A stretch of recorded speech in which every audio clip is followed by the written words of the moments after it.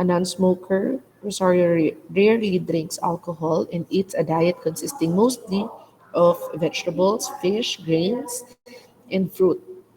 Okay, Rosario's body mass index is within normal range, and although her cholesterol and triglyceride levels are slightly elevated, she does not require medication for this issue. After work, she and her husband relax by walking their two dogs and reading. An early riser, Rosario is in bed by 9:30 almost every night. At 50 years of age, Rosario is youthful and energetic. Okay, and then um, as so like Rosario, okay, we all have friends like Rosario, okay, people who seem to have an endless amount of energy and self-discipline, and then the rest of us, however, are typically less successful in achieving our health promotion goals. Okay, based um, on this one, okay, so for example, um, the experience of having relatives with having relatives who died from cancer or from heart disease. Okay, it gave her the increased desire to engage in a healthful behavior. Kanina in example, may narinig ako example about sa pagiging black sheep, tama ba? Mr. Donceros ba yun? If I'm not mistaken. Yes po, ma'am. Alright, so parang just like that, so parang ano ba yung pipiliin mo? Would you be choosing to be that way or the opposite way? 'Di ba? Will you be choosing to be talaga paninindigan mo ba na maging black sheep ka? Or um, tama ba yung black sheep in the family, right, Mr. Donceras? Yes po, ma'am. Correct. Alright, okay. So yun nga. Will you be, yun nga, sabi ko, yun nga, parang paninindigan mo ba na maging ganun ka na lang ba? Or will you do something good for a change, no?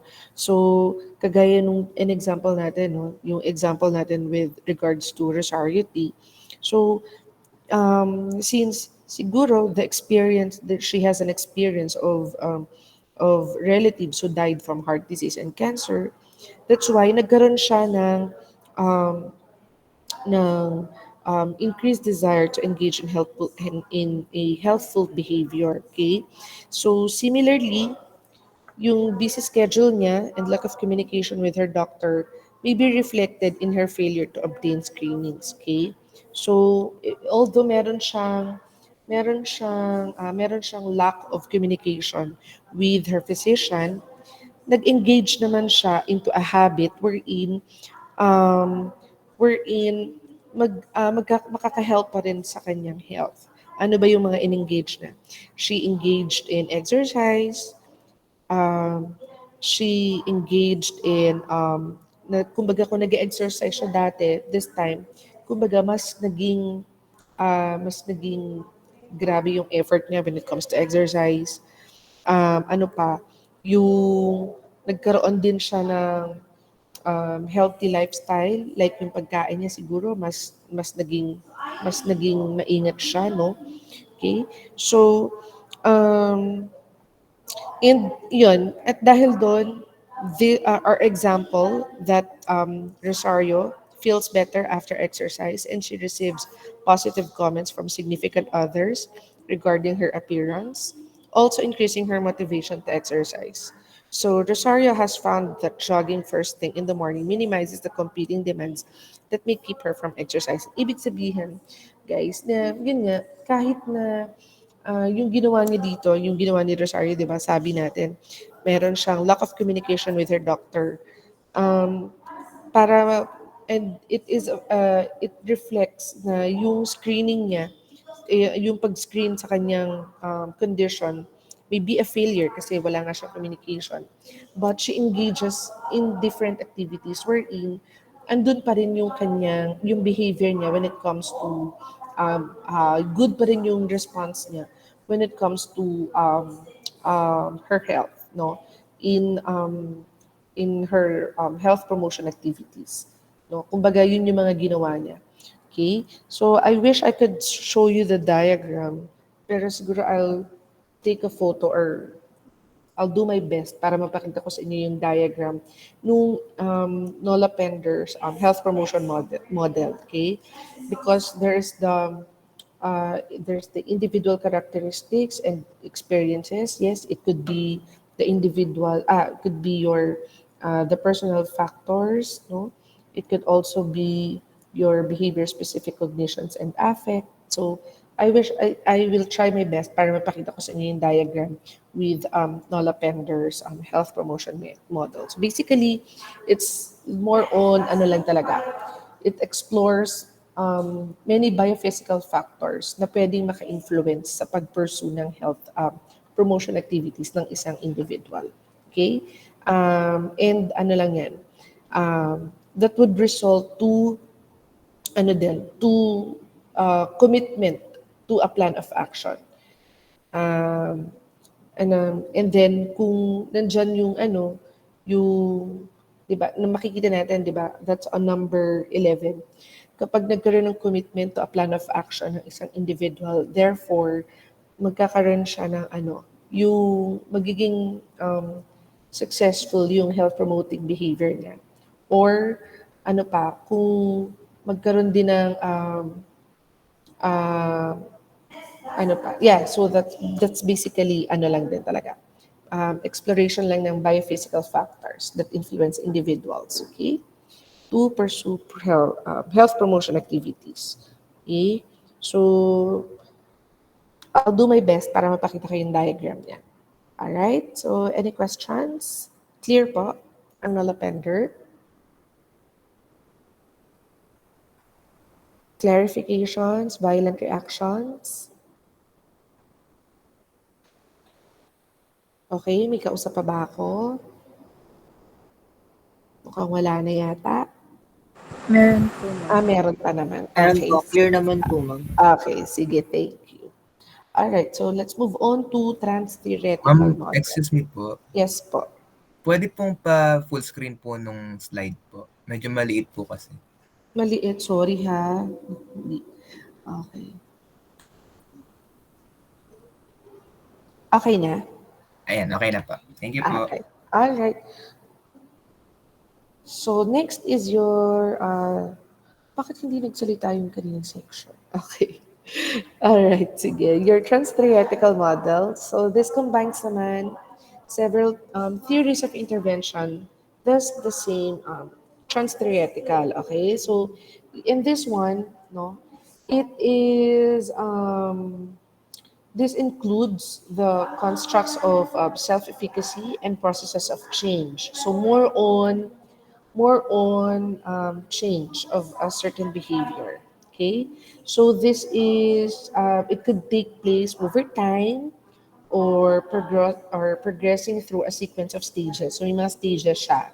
Okay, it also assumes na yung bawat stage it could both stable and open to change. Ibig sabihin, one may stop in one stage, pwedeng tumigil na siya dito, sa ganitong stage lang, okay na siya.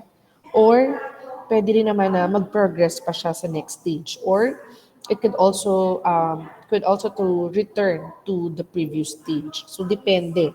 Okay? For example, the stages of changes, your pre-contemplation. Okay, so for example, sa pre-contemplation, okay, the individual has no intention to no intention to take action toward behavior change. Okay. So sa pre-contemplation, wala siyang balak na magbago for the next 6 months because maybe of a lack of information, no, lack of information about the consequences of the behavior or failure on previous attempts at change. So, for example, example diet, your diet. So, for example, nagpe-contemplate ka kasi ilan ang beses kang nagda-diet, nagta-try mag-diet pero walang nangyayari. Who can relate? 'Di ba? Ito yung mga you tried your best, nag-gym ka na, nag-low carb ka na, nag-low rice ka na, no? So, wala pa rin. Kaya parang, pinabayaan mo na lang. Hindi ka na lang, wala ka ng intention talaga uh, to change, no, for the next 6 months. Kaya lang, dumating dun sa point na nag-contemplate ka. Okay? Ito naman, sa contemplation, the individual has, uh, there is some intention to take action toward behavior change. Ayan naman. For example, in the next 6 months. So, you weigh things, no? You weigh the pros and the cons. Kunwari, nung una wala ka talaga balak mag-diet, pero biglang dumating doon sa point na parang kailangan ko na kasi parang nagsisikip na yung mga damit ko, parang medyo bumibilog na yung face ko. So, nagko-contemplate ka na. Ano ba yung pros and ano ba yung cons? Ano ba yung pwede kong gawin na diet? Ano ba yung magiging benefit nito, for example? For example, pag no rice ako, ano ba yung pwedeng maging pros and cons pag nag-no rice ako sa diet ko? No? So, in the next 6 months, yun yung gagawin mo. Nagko-contemplate ka lang. So, ngayon, after you contemplate, you do na your preparation. Sa preparation, sorry, that's preparation, okay? Sa preparation, ito naman, the individual takes action within the next month and has taken steps towards behavior change. So uh, meron na siyang plan of action. Okay. So after you contemplate, you're preparing na, ano ba yung mga dapat kong gawin? Ano ba yung dapat kong kainin? Ano ba yung mga exercises suited for me? No? So on this one kasi, meron ka ng change of behavior. Kasi you are already ready to take the action, no? And then, of course, after your preparation, nag-change na yung behavior mo because you're ready to take the action. So, there, you're going to, uh, nagkaroon na talaga ng pagbabago. So, the individual has changed overt behavior for less than 6 months. Because of that, nakita mo na yung progress, no? It has changed behavior sufficiently to reduce the risk of disease. So, for example, nakita mo dahil ginagawa mo na siya, so mukhang okay to. So, nakita mo yung pagbabago kaagad, di ba? After that, nung nakita mo na yung pagbabago, therefore, you'll maintain na lang. No? Maintenance na lang. The individual has changed overt behavior for more than 6 months. And what you are trying to prevent here is what we call your relapse. Okay, you strive to prevent the relapse. This phase may last to may last months to years. For example, nagawa mo na siya, na-maintain mo na yung diet mo. Kaya lang talagang masyadong matukso ang mundo. Ang daming masasarap na food. Ayan, so after a period of time, talagang hindi na nakayanan ang stress. Kaya what do? Nag-stress eat.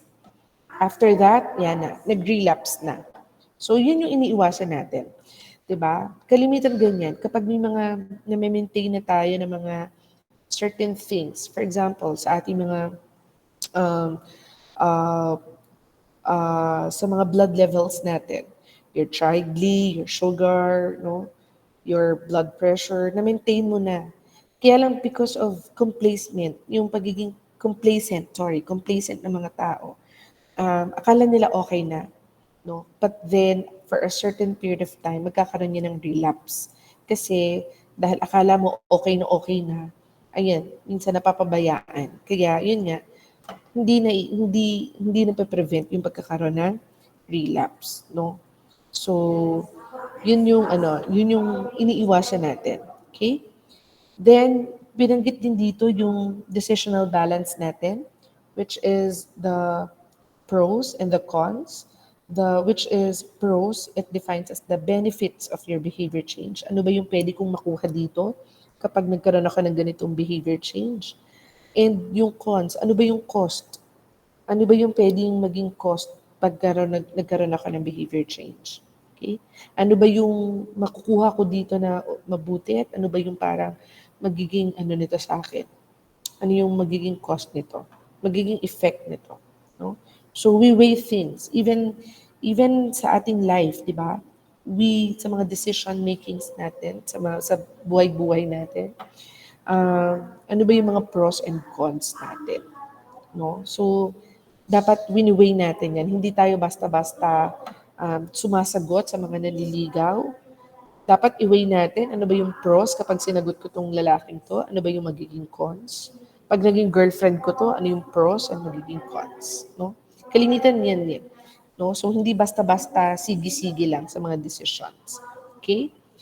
Then next is the change, no? Alam naman natin yan. The change is difficult, okay? Kasi it can, uh,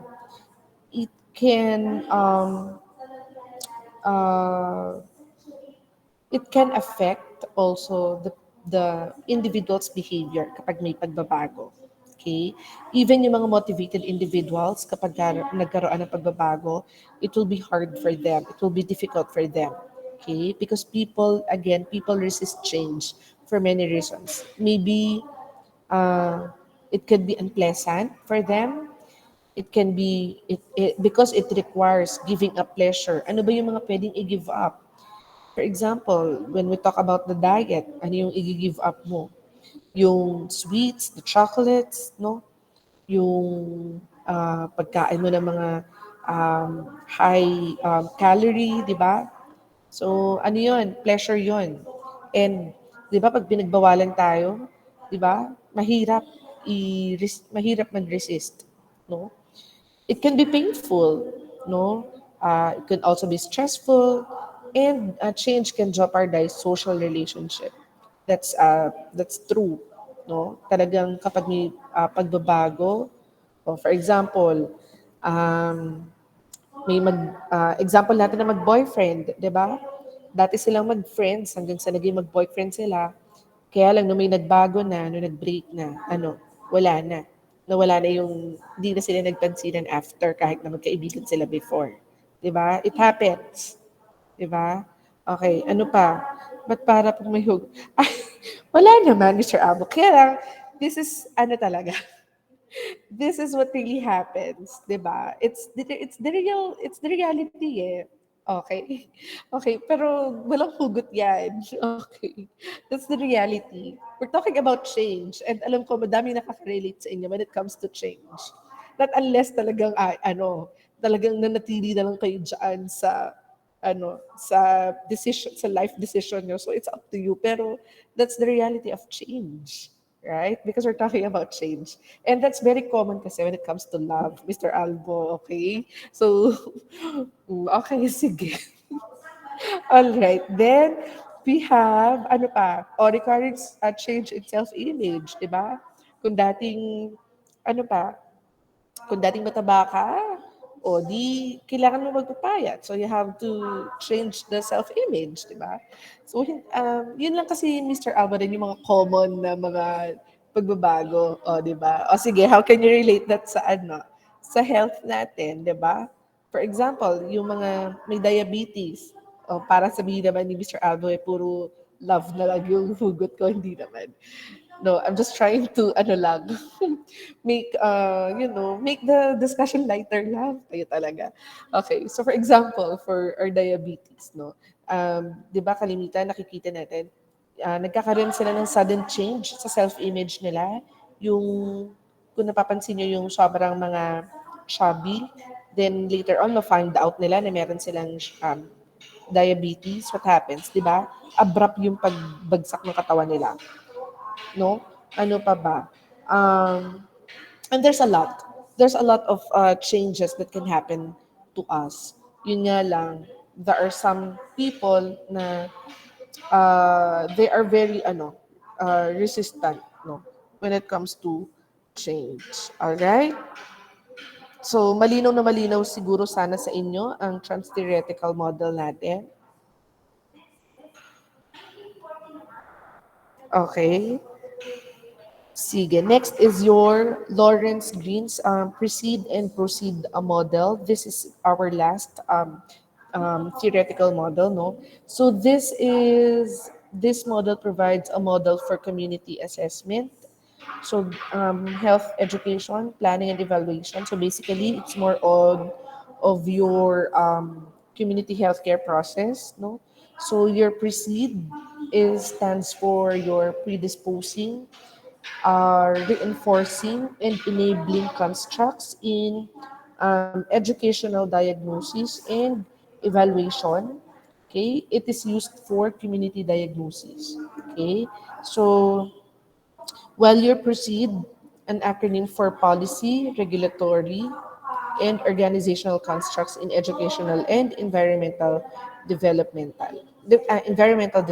So, yung ano ba yung mga predisposing factors natin? So, yung predisposing factors natin, it refers to people's characteristics that motivate them towards health. Um, ano ba yung nagiging response ng mga tao na nakakapagpa-motivate sa kanila towards health-related behavior, no? Ano ba yung paano ba nila na-accept or paano ba din nila, ano ba yung mga factors na pwede maka-affect uh, or pwede makapagpa-motivate sa kanila towards health-related behavior. All right? Then you're enabling. This is factors refers to conditions in people and the environment that facilitate or impede health-related behavior. Ano ba yung mga conditions na pwedeng makapag-help or pwedeng makapagpa-block sa health-related behavior ng mga tao? Ano ba yung mga conditions na pwede, no? So, ano ba yung mga pwedeng, ano ba yung mga problema or ano yung mga issues, no, in people and the environment na pwedeng maka-help or pwedeng maka-impede, makapagpatigil or makapag-block. Okay? And then, ano pa? Your reinforcing factors. This refers to feedback by support persons or groups resulting from the performance of the health-related behavior. So, ibig sabihin, it's like an evaluation. Ano ba yung naging feedback? Or ano ba yung naging result? Okay? Ano yung naging outcome? Ano yung evaluation ng mga tao when it regards to uh, resulting from the performance of the health-related behavior. So, yun nga, just like what I've said and what it's written here, no? Yung precede kasi it is used for your community diagnosis. Paano ba kayo makakapag-formulate ng community diagnosis? Okay? Paano nyo ba so, syempre, basically, you'll do your assessment. Ano ba yung nakita nyo na pwedeng maging possible health problem dito? Okay? Paano ba yung pagpa-plan nyo? Paano nyo ba mai-evaluate yung mga nandun sa community? No? And then you proceed, syempre, yun nga. So, it's more on of yung policy, more on more on parang execution ng mga pwede natin gawing activities when it comes to the community, no? So kasama diyan yung health teaching, no? Yung pag-health teaching natin, paano ba natin sila matutulungan, no? So ito yung mga strategies or mga actions natin na pwedeng gawin natin or activities na pwede nating magawa sa community na pwede natin silang ma-involve, no? All right? So that is your That's for your theoretical approaches. May malinaw po ba sa inyo ang ating naging discussion? Clarifications, verifications, violent reactions? Okay? Wala naman? Okay. We will move on to your different fields of CHN. Okay. Can you please read uh, Garcia Hannah Maris?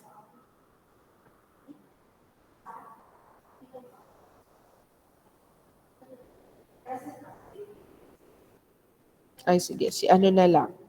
Enriquez, Alicia May. Hello? Community nursing, it is the synthesis of nursing practice and public health practice applied to promoting and preserving the health of the population.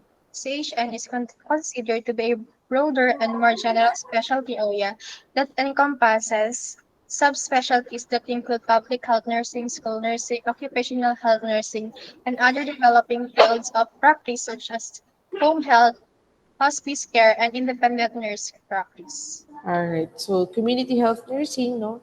It is basically, this is considered to be a broader and more general specialty area. Okay? Na meron siya mga subspecialties at kasama dyan yung, yun nga, yung public health nursing, school nursing, no? Kumbaga, it umbrellas this, field of nursing, this field of community health nursing. You have your school nursing, occupational health nursing, and so on and so on. Okay? So part of the community health nursing is your public health nursing. Okay. So ano naman ang public health nursing? Let's hear from, yes, Miss Malyari.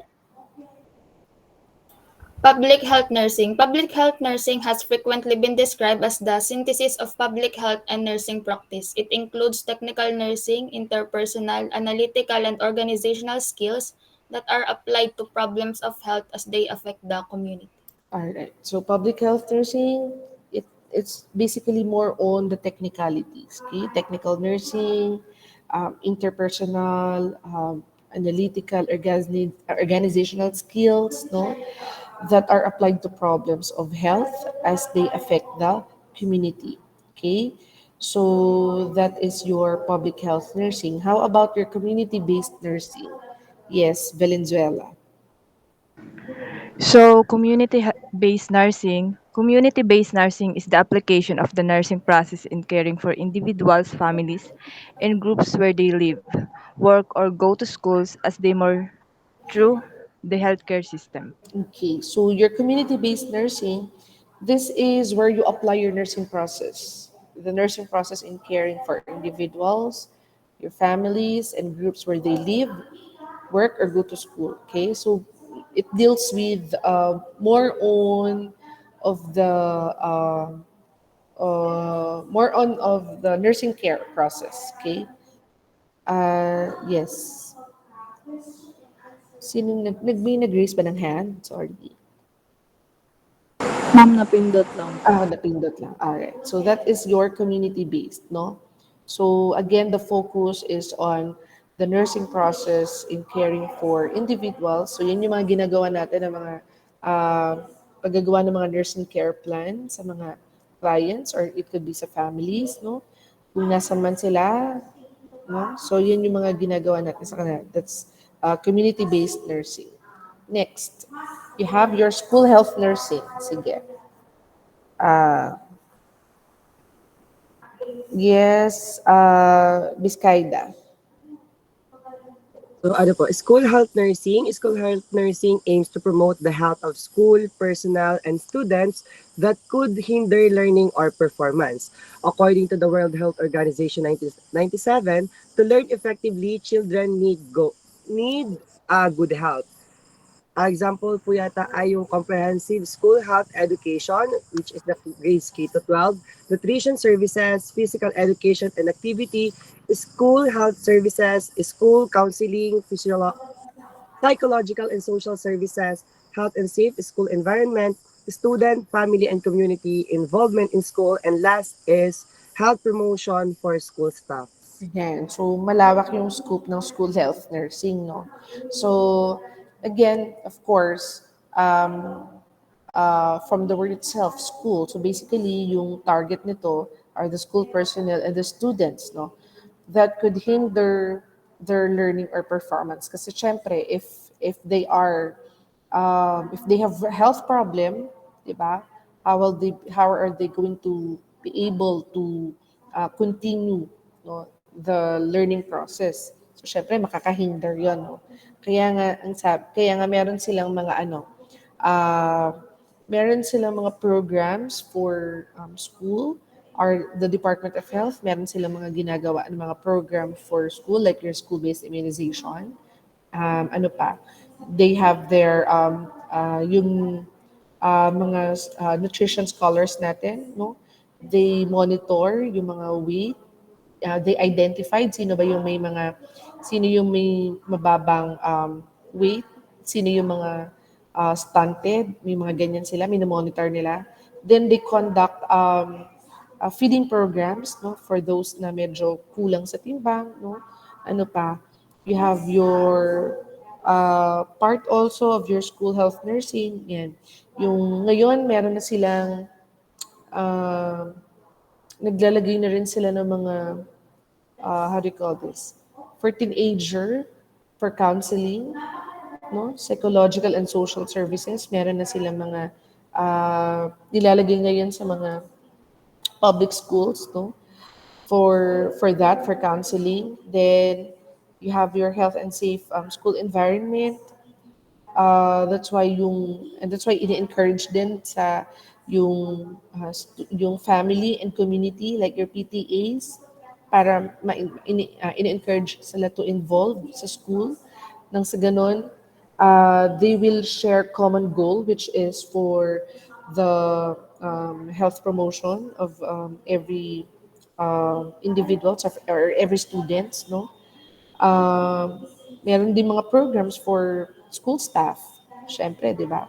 Kailangan ah, kailangan mapangalagaan din yung health ng mga school staff. Okay? So, those are the scope of your social health nursing. So, maano siya, malawak yung sakop niya. No? Kaya nga, di ba, merong mga programs like in DepEd, di ba, they hire nurses also. Kasi sila yung pumupunta sa mga schools. They are the ones who monitoring the students, no? They do deworming also. So lahat ng programs na involve ang health for the benefits of the children or the students. Ayan. So ginagawa sa school health nursing. All right? So next is your um, occupational health nursing. Okay. So, sino naman ang gusto mag-read dito? Yes, Rosales. Occupational health nursing aim at assisting workers in all occupations to cope with actual and potential stresses in relation to their work and work environment. Okay. Occupational health nursing, more on, ano naman to? Um, More on sa mga companies, di ba? You help um, yung mga nag-work sa mga companies, company nurses, no, wherein they also help the people when it comes sa mga ano pa ba? Nag-assist tayo sa mga workers ng isang company, no? Kapag merong mga health problems, ayan. So tayo yung those are the that's what you call dun sa mga nurses na nag-duty doon, no? Occupational health nursing. Okay? Then you have your community mental health nursing. Yes, Sandro. So for community mental health nursing, community health mental nursing are specialized nurses who provide holistic nursing services for people with mental health issues in a community setting, such as caring and confidential supports for the clients using the recovery model for care. All So right. those services are oh, Yes. includes treatment planning, assessment, family support, group support, medication management, counseling, education, facility services with visiting psychiatrists. Alright, so for sure, madadaanan nyo to during your clinical duties, no? Your your psychiatric duty, no? So, on this one naman, syempre, you provide holistic nursing services for people with mental health issues, no? So, talagang, like, yun, yung mga services na nandyan, of course, you have to do your treatment planning, yung pag-assess mo, then of course yung support ng family, no? You also do counseling, medication management, education. So mahirap. Actually, nung nag-duty ako dito sa mental, siguro sa Mandaluyong yun, many years ago. Um, Meron mahirap kasi you deal with clients, you interact with them. Those clients na you'll be able to, to interact with them. You'll be able to know o kung ano yung reason, why the reason na nandoon sila. Siyempre with with kasi noon kami nung pina-duty kami sa medyo magaling-galing na. Okay? So ibig sabihin medyo nasa na sila, medyo nasa katinuan na. So syempre you'll be dealing with your therapeutic communication, no? So ang sabi talaga never ask the word never use why. Bakit bawal mong sabihin na bakit ka nandito? Okay? Never ask that question why. Pero so ang hirap din kasi syempre nasanay tayo na pag nakikipag-communicate tayo, lagi tayong may bakit. Pero sa kanila kasi bawal kasi pag nagtanong tayo ng bakit, mas nag-explore sila, mas kumbaga mas na sila, na stretch din siguro yung mga brain cells nila, no? Syempre mag-iisip sila na mag-iisip, no? So, yung pakikipag-communicate sa kanila, din talaga, very therapeutic. Sa halip na bakit, tanungin mo, ano kaya yung naging reason? Ano yung naging reason na sa palagay mo? Yung mga ganon. So, mahirap. Very cautious ka din. And at the same time, very ka din, yun nga, cautious ka din when you're talking with them. Kasi anytime, pwede silang maging aggressive kahit na sila ay under medication. So, bigla na lang may nahihimatay dyan. No? So, medyo din, nakakatakot din. Pero alam mo yung nakakaawa sila. So, kaya 'di ba may naririnig tayo na yung mga nurses na nagjo-duty daw doon na parang nagiging na rin sila, nagkakaroon na rin sila ng mental health issues kasi naa-attach sila or na pwedeng maapektuhan talaga sila. Which is pwede talaga. Posible talaga yan, guys. Kapag nag-duty doon sa mental health nursing. Kaya there is parang meron kayong series of naman yan. May mga, dati I think parang nag-exam pa rin kami about psychiatric nursing, no? Before kami mag-duty, may mga assessment. So, merong mga ganyan. So, I just don't know kung for sure mag-duty kayo dyan dito sa BSU. I think lahat naman ng nursing students nagdadaan sa pag-duty sa mental hospital. Tama ba ako? Hello? Andyan pa ba kayo? Tama ba ako? Mag-duty ba kayo sa mental? Hindi po namin Yeah. alam, ma'am. Hindi nyo pa alam. So, wala pa kayong naririnig. Okay. But anyway, so yan. po ata, ma'am. So, I think when you're fourth year or third year, I don't know. So, basically, so that's all about your community mental health nursing. No? So, nakakabilib din kasi yung mga ganito, yung mga nurses na nag-work dito sa ganitong field.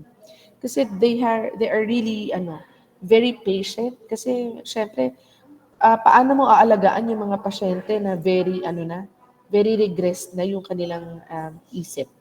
may makakakita kayo ng mga pasyente na parang silang mga ano, para silang mga neonates. Yung ano nila. Tapos, yung meron doon ward na talagang sobrang baho.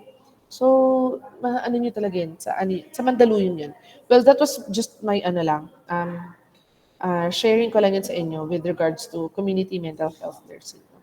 Kasi yun naman din, like sa community, sa mga health centers, may mga times na may dadating din dyan sa inyo na pupunta dyan, tapos mamaya kung ano sinasabi. So, alam mo yun, dapat marunong ka din makisakay, no? Para hindi mo naman ma-offend yung mga ganong clients. Kasi minsan, yung mga ganong clients, they are not aware that they have that condition, or sometimes naman alam nila.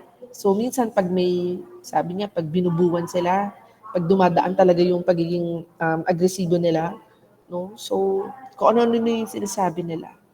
So minsan kung hindi mo din aawatan yung mga ganyang clients, lalo na sa center, hindi ka nila tatantahan talaga, no? So yan, mostly ganyan talaga yung community mental health nursing.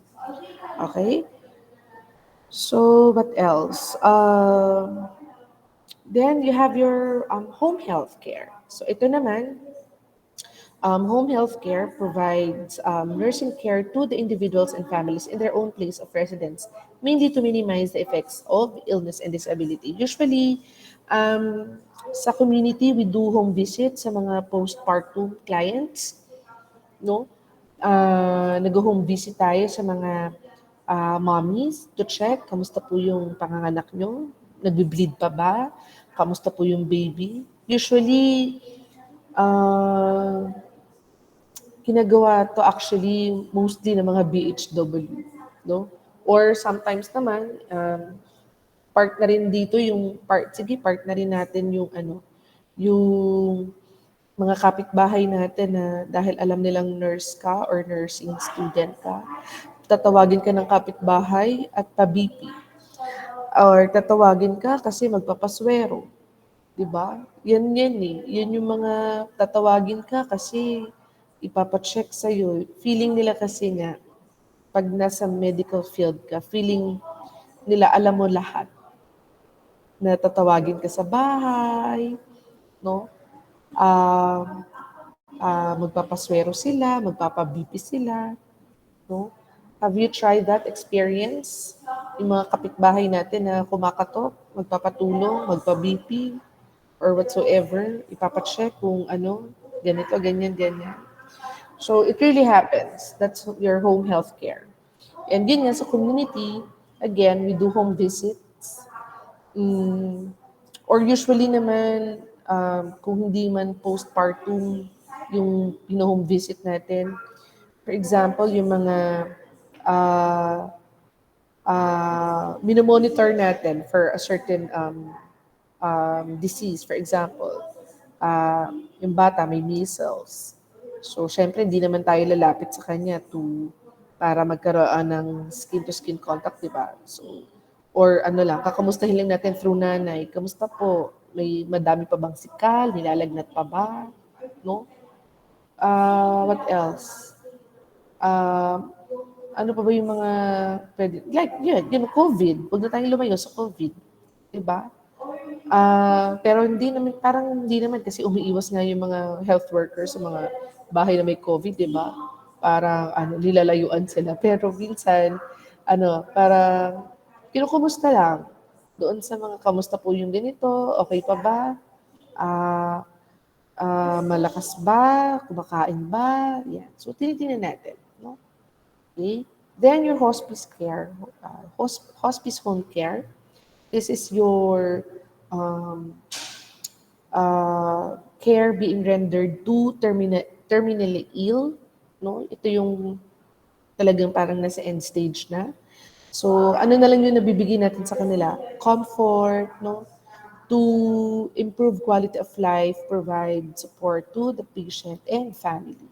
So mostly more on yun nga, pagbigay ng comfort kasi syempre, di ba, ano ba ang feelings sa mga ganitong may terminally ill na mga ng mga clients. Di ba, they are very down, no? Parang wala na silang pag-asa, no? Hopeless na. So, ano yung kailangan natin ibigay sa kanila? We provide comfort, no? Okay? And then, of course, we have your community, um, faith community nursing. Ito naman yung um, faith community nursing or parish nursing, practice of art and science and nursing. Of course, it combines with spiritual care.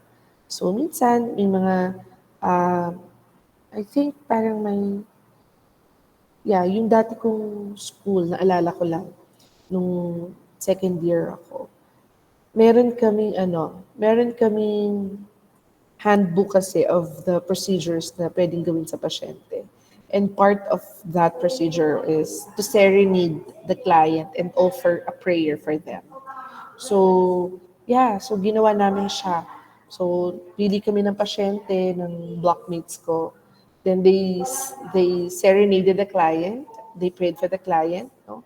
So that's your faith community nursing because it combines with spiritual care also. Kasi syempre, di ba, pag ang mga tao may sakit, medyo ano sila, spiritual masyado yung mga yan. No? Okay? So, questions? Malinaw po sa inyo ang ating discussion with regards to the fields of nursing? Okay. Let's see, meron pa ba? Okay. Wala na. Last na. Additional ko lang siguro is your correctional nursing. Of course, your correctional nursing, this is, of course, ito yung, um, it is to, wait ha,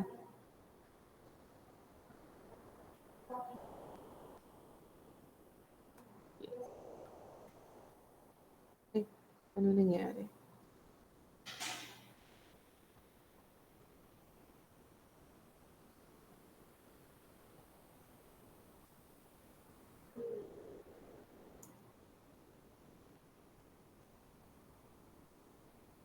Nawala ako.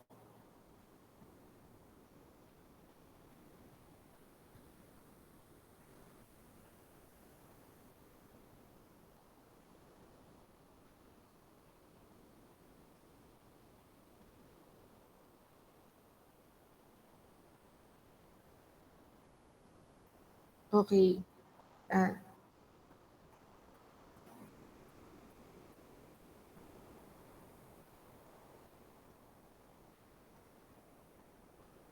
hello? Hello po, ma'am. Hello po. Hello po.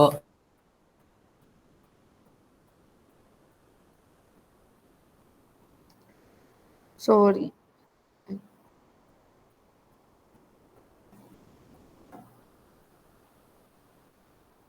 Ayan. Parang nag-feedback.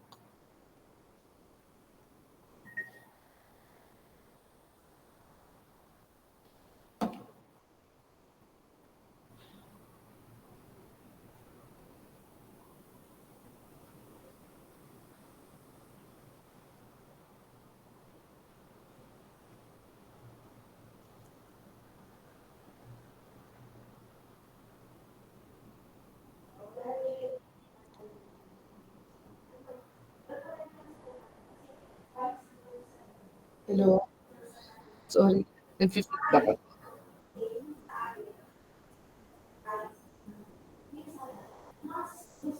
Medyo may feedback po.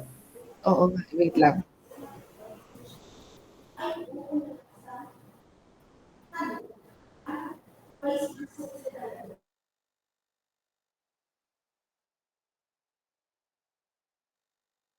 Hello? Okay na? Yes po, okay na. Okay, sorry. Okay, ano ba yan? Alright, so, like what I've mentioned, so idagdag lang natin yung correctional nursing. Okay, so this correctional nursing, no, its primary goal is uh, for the correctional facilities to maintain safe, no, secure, and human environment for inmates. Okay? So this one naman is, it is a specialized subset of forensic nursing. Okay? So again, it requires a significant amount of knowledge as well as an understanding and awareness of the unique needs and perspectives of the clients served. So again, ito yung mga nurses, no, on working in sa mga jails, no. So the primary goal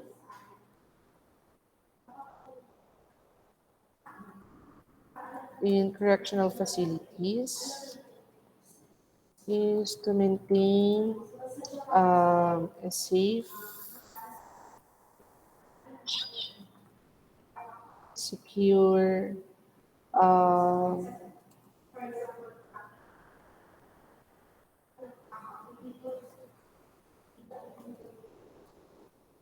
okay, for inmates, human environment for inmates.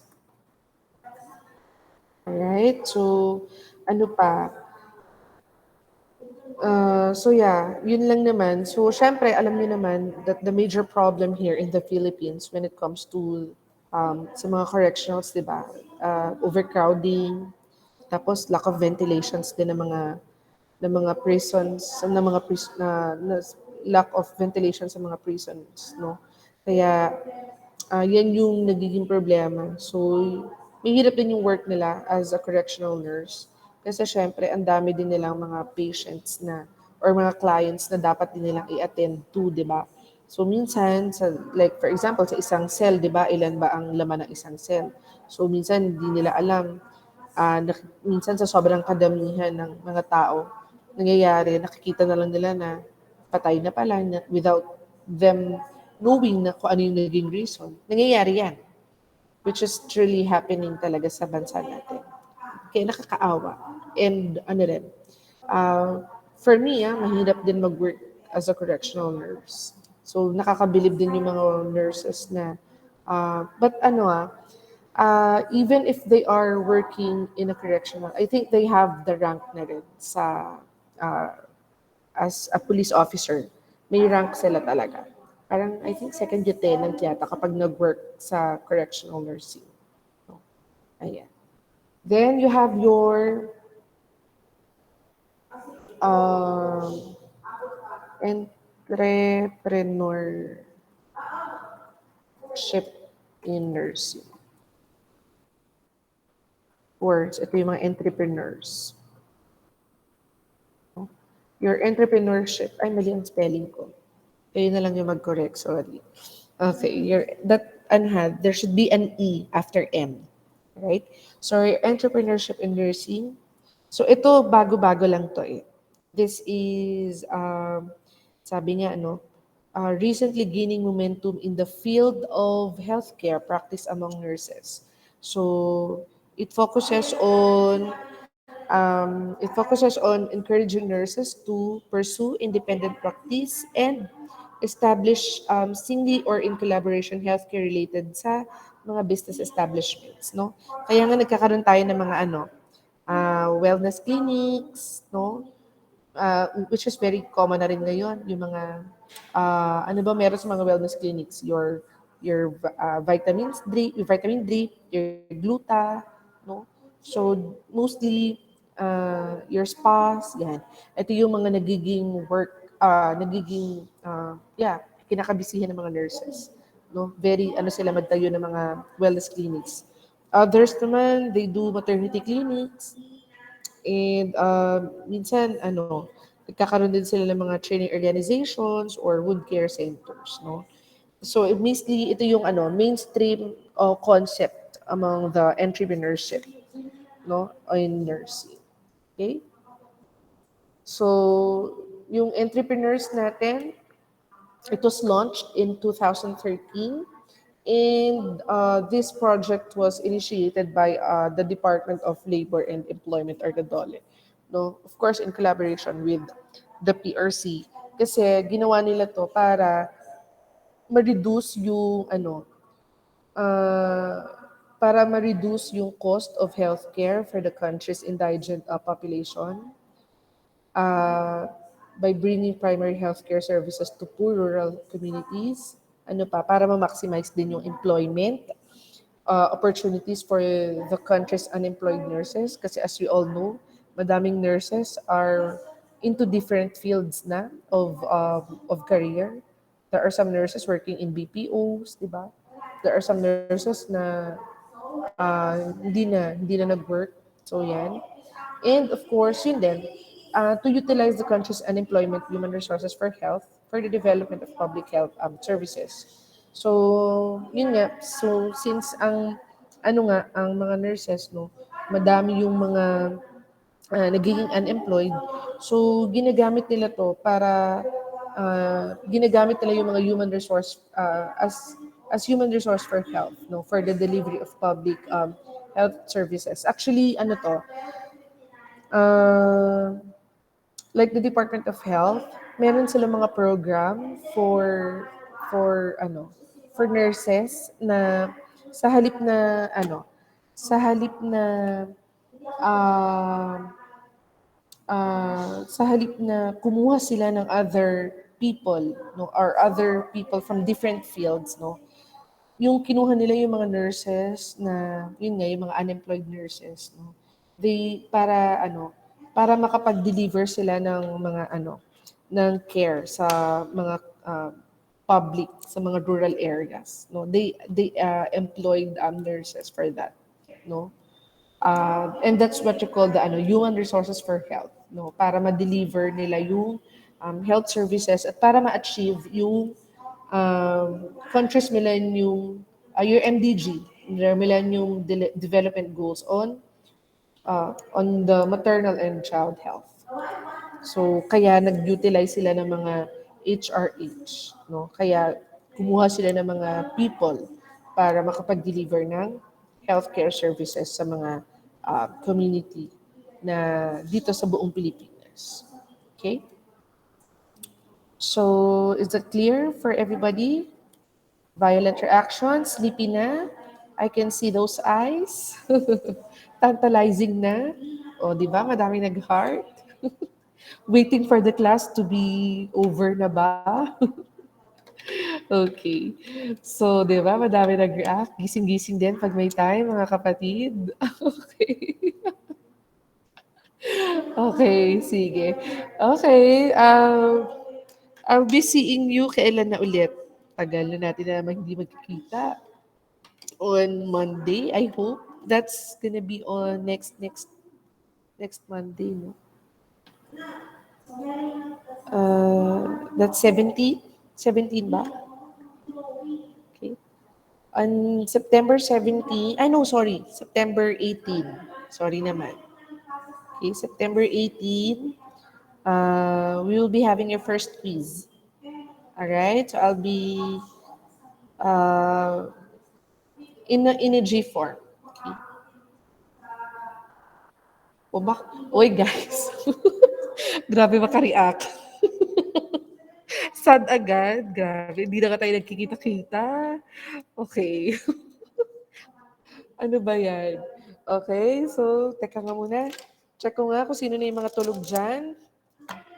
Say present if you're still here. Albacino, Razel.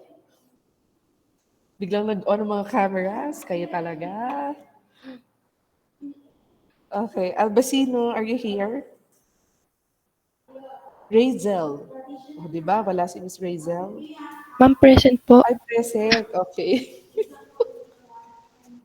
Albo Kenneth, Jason. Present po. Amarillo. Present po. Atienza. Present po, ma'am. Wala pa rin pong power. Oh, buti na lang hindi ka nawala. Kasi sabi mo kanina mawawala ka. Alright. Baha. Present po, ma'am. Thea Yvonne. Bilaos Nika. Po. Biskayda. Ma'am, present po. Ma'am, pwede naman po yatang mag-meet na lang kayo sa mag-quiz. Ah, we'll see. Okay. Ang hirap kasi pag online, nakaloka. Kailaw. Present po, ma'am. Kaseda. Present po, ma'am. Castillo. Castillo Lara. Castillo Lara. Where is Miss Castillo? Katle Kyra. Present po. Colleen Ralph Adrian. Present po. De Torres RV Jane. Present po. De Torres Paula Beatriz. Present po. De Mayuga Arnan. Present po, ma'am. Donceras. Donceras Friendly Joshua. Donceras. Ma'am, si Don Ceras po ay nagsabi po sa akin na baka po nawala po siya kanina sa kalagitnaan ng meet. Bigla pong nawala yung power nila. Okay, sige. Ebora. Present po. Encarnacion. Present po, ma'am. Enriquez.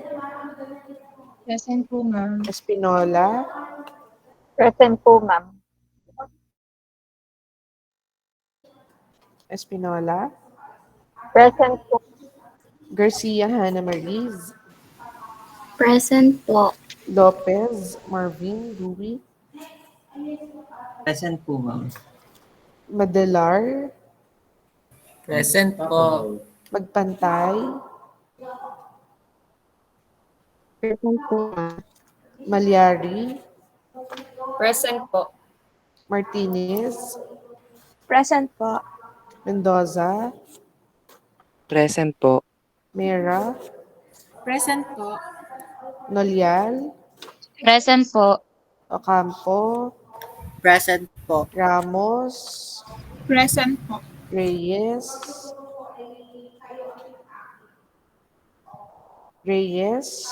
Present po, ma'am. Rosales. Christine. Present po. Sandro. Present po. Taytayon. Present po. Valenzuela. Valenzuela Jennifer. Present po. Velasco Alia. Ma'am, present po. Okay. Velasco Alia. Present po. Verzuela. Melord. Present po. Villanueva. Present po. And Micaela Villanueva. Present po. Okay. So, yes. Hinabe, Vergara, any questions? You Ano raise po? hands. Nalagpasan niyo po ako. So, sino? Vergara? Apo. Ano ba yan? Tapos si hinabi, ma'am. Hinabe. Okay, sige. I'll take note of that. But Miss Castillo is she here na? Wala. Nawala siya.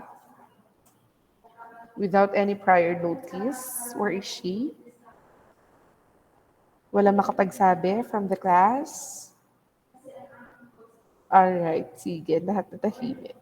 Okay, so that would be all for tonight, guys. Thank you so much. And good night and God bless. Be safe. Okay, bye. Thank you, guys. Thank you. Thank you po. Thank you. Bye. Thank you po.